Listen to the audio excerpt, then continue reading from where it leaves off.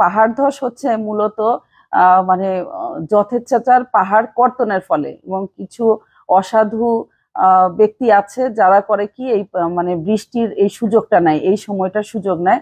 তারা ইচ্ছাকৃতভাবে পাহাড়ের বিভিন্ন জায়গাগুলো কেটে রাখে, যেন অল্প বৃষ্টি বা অতিবৃষ্টি হলে পাহাড়টা মানে সমান হয়ে যায়, এবং হচ্ছে তারা ওই জায়গাতে পরবর্তীতে দখলে যেতে পারে এবং অবৈধ স্থাপনা তৈরি হতে পারে। হ্যাঁ, বৃষ্টি হলে আমরা একটু টেনশনে আছে, কারণ রাত্রে বেলা ঘুমাইতে আমাদের ভয়, হয়তো কোনো পাহাড় ভেঙে চলে আসবে কিনা, আবার নদীতে হয়তো নদীর ভাঙবে কিনা, পানি বেশি উঠবে কিনা, এইটা নিয়ে আমরা টেনশনে থাকি সব সময়।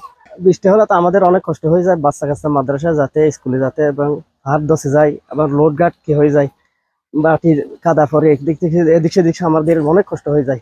বৃষ্টি হলো, তুফান হলো, গরু ছাগল এদের এগুলো নিয়ে আমাদের এখানে থাকতে হয়। তা আমরা যাবো কই? একটা সরকারি ভাবে যদি একটা আশ্রয় কেন্দ্র করে দিত আমরা ওখানে যেতাম।